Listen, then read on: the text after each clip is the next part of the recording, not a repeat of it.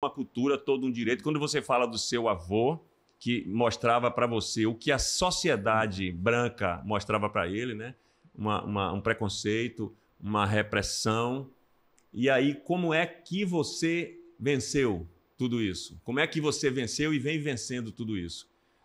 Rapaz,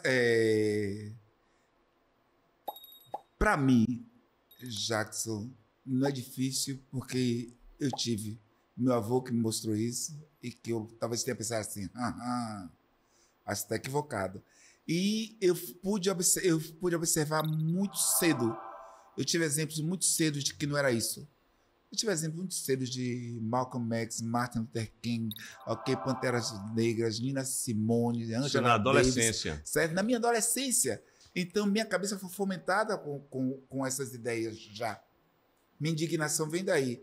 E eu encontro o guru Gusmão e depois eu encontro o cara que até hoje eu deito, que é Clyde Morgan, que é o cara que eu queria ser. Eu queria ter aquela elegância com a indignação de Mário Gusmão. Aí esse casamento... Você juntou aí as duas coisas. Eu acho que eu sou um pouquinho e é o que isso, você né? é. Não, é o que você é. Você isso aí foi bem pensado. Esse casamento pintou aí agora o seu perfil. Eu sou amálgama, uma mistura desses dois caras. E que Mário Gusmão amava, né? Clyde Morgan. Eles se amavam, Clyde. Até hoje, eles se bebiam, se criavam, se inventavam, se admiravam. Era a coisa mais bonita de ver esses dois pretos. Certo? Inclusive, é uma coisa que eu aprendi com Mário Gusmão desde sempre, com esses dois caras, é que a relação afetiva entre pretos sempre foi ignorada. Eu nunca vi, velho, pretos na minha adolescência dizer te amo, falar de amor, falar de que Ivo colocou aí.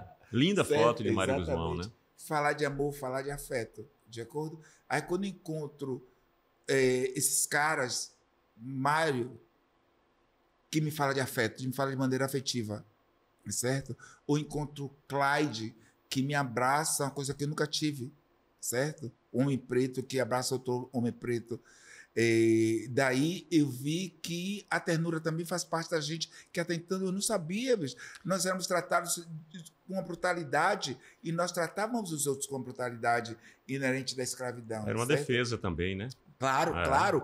Eu tenho a impressão assim, mãe, hoje em dia que as mães dizem, mãe preta, dizem abertamente eu te amo, mas eu não imagino que uma mãe geneticamente acostumada a perder seus maridos, a perder seus filhos, a perder sua família, tinha a coragem de dizer te amo, certo? Isso aí eu aprendi, e até hoje ainda, certo?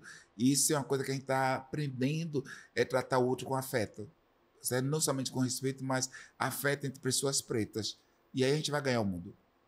Sim, mas aí eu quero que você diga algumas coisas que você até, sei lá, passou e ainda passa. Graças a Deus, hoje, em algum nível menos, né? Não que esteja, né? Tudo resolvido. Você está falando em relação ao racismo? A racismo. Ah, meu filho, tem uma coisa que antes, nessa época, eu não circulava muito em ambientes... Isso lá eu não circulava em ambientes que fosse muito... O mundo era hostil comigo, fala especificamente de mim. O mundo era hostil comigo, mas eu não tinha incursão nesses lugares. A incursão que eu tinha era a galera do Tropicália, todo mundo artista, todo mundo gente boa. Existia, claro, fica lá que eu fico cá, mas não era uma coisa que me violentava. E como era muito observador. Aí depois eu começo a ir para o mundo, certo? Começo a ver que o mundo é branco e começo a sofrer violência de verdade. Eu vou te resumir uma coisa, porque senão aqui... Não, mas fique tranquilo. Vou te resumir. Aqui a gente tem tempo... Eu estava no Brasil, eu era preto feio. Eu saio do Brasil, eu viro preto fedido. Eu volto pro Brasil, eu sou preto metido. Dá bom para você? Ou seja, não tem lugar, né? Não tem lugar, não tem saída. Até hoje, né? Certo? Hoje eu já passei do preto feio, que aí agora já me acho legal, fico biscoitando legal, certo? Aí, biscoitar, eu adoro essa palavra. Aí, depois fui ouvir várias vezes preto sujo, ouvi mesmo, certo? Na Alemanha, Fisch Schwarz, era assim, E eu volto ao Brasil, Mas, engraçado, que fora do Brasil isso não me violentava, eu tinha como me defender. O problema do Brasil é que nós não temos como nos defendermos. E eu volto ao Brasil, se isso é permitido, é que aqui não é seu lugar. Certo? Você é metido, aqui não é seu lugar. E isso é as coisas que hoje em dia me incomodam muito mais. Eu não posso circular tranquilo se uma pessoa relaxadinha, a não ser esse cara que tem que andar com a coluna reta, queixo em pé, não baixar a guarda nunca, porque eu sou um preto metido.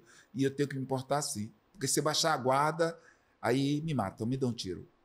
Tem que estar o tempo inteiro na O vigília, tempo né? todo na vigília, o racismo não dorme. E situação eu não vou ficar contando, Sim. porque são tão, não tenho vergonha não, velho. Não, com Conto certeza. mesmo. E ainda conto e dou nomes. Por exemplo, eu nesse filme que eu fiz, o documentário, eu entrevistei várias pessoas. Você conhece o Luiz Bocanha? Não. Daqui de Salvador? Aqui em Salvador, é. Meu amigo, irmão da adolescência, o único amigo que meu avô permitia que entrasse em casa, né? Porque ninguém prestava, a clássica. Você sabe o que é isso, né? Tudo vagabundo, quer em minha casa, não sei o quê. Luiz entrou em minha casa, convivemos juntos desde os 12, 13 anos. E Luiz, ele vinha da capoeira, arte marcial, futebol, certo? Era aprendiz de marceneiro e ele descobre a arte, como ele fala assim. Realmente, a arte salvou esse cara. E ele começa a tocar, inventa de fazer balé. Nem eu acreditei. Desculpa, viu, Luiz? Nem eu acreditei. Não, eu já pedi desculpa a ele em público. Nem você que tem um olho bom para isso, não, né? Eu pedi desculpa a ele em público. Temos a mesma idade. E ele se apaixonou por balé e tenta fazer balé na Ebateca. E a Ebateca era e acho que continua sendo um ambiente hiper hostil para a gente preta. Continua. E naquela época era deliberadamente racista, hostil e violenta com a gente. Eu fui violentado ali dentro, muitas vezes. E o grande exemplo que eu dou é esse cara, Luiz, que tenta entrar ali, ele consegue fazer aula escondido, e ele tenta entrar os artistas. Se o Caria estivesse lá, ele não passava. Se o Caria, se lembra? Se o Caria, que era diretor do teatro, coisa assim, não passava. Preto não descia. Se o Caria ali era direitinho da época. Ele desce e vai lá por trás para entrar na sala do coro, se bate com a diretora, que eu não sei se era a dona Maria ou a dona Ida, dessas duas diretoras da Ebateca, e que olha para a cara dele e fala: você está fazendo o que aqui? Aí já vem fazer aula aqui? Luiz, eu estou querendo fazer aula de balé. Você não faz balé. Gente como você não faz balé. Você vem para aqui macular as filhas das pessoas de bem. Aqui não é seu lugar. Seu lugar é na Feira de São Joaquim vendendo limão. Aí, não, mas eu tenho família. Família? Vocês têm família? Você não tem família. Vocês fedem. E aí, destilou todo na frente desse menino. E o cara é forte. O cara que vinha do Nordeste na Maralina. Sim. Acostumado a enfrentar tudo na vida. E chega... Ele quebrou, mas quebrou total. Esse cara... Você vê que violência, né? Esse cara, olha bem o que ele sofreu, que disseram para ele, podia acabar com a vida dele ali.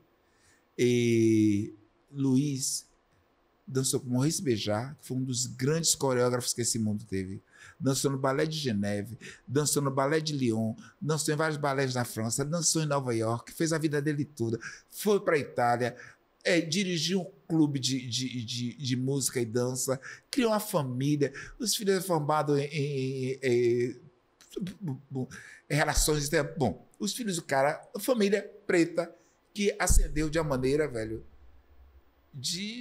que não estava nos planos dessa criatura. Tinha tudo para não dar certo pela sociedade, né? Exato, certo? Eu digo assim, a vida de Luiz, meu irmão, peço desculpa de novo, e peço desculpas porque eu convivia com ele e ele passava por tudo isso como eu passava e eu achava que era normal, que era isso mesmo, e não é. Entendeu? E o cara volta, o cara vira esse grande homem, mas eu não sei de onde tirou força, porque nada foi a favor dele. Inclusive eu.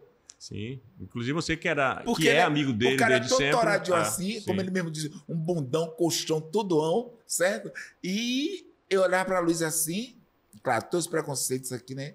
que o corpo dançarino, ainda mais aqui na Bahia, eu fui impedido de fazer dança clássica porque eu tinha bunda grande, eu era preto, eu era isso, eu era aquilo. Eu fui violentado de todos os jeitos para conseguir ser o cara que sou.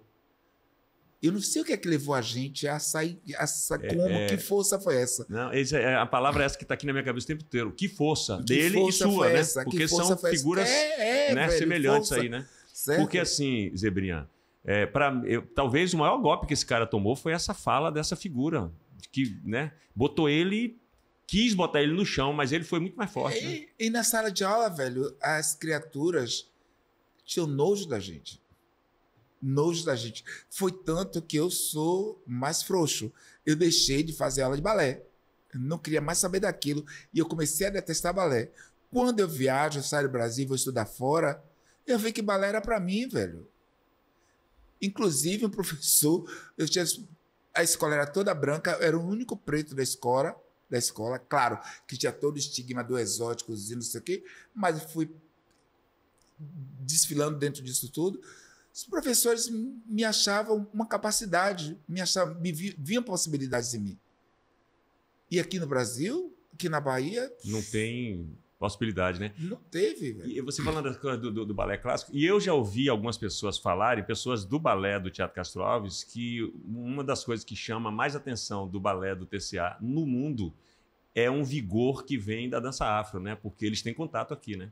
Eles, em algum nível eles têm contato, né? Isso é uma das coisas que também faz com que os meninos e meninas que estudam comigo sejam diferentes, é porque eu dou a mesma importância.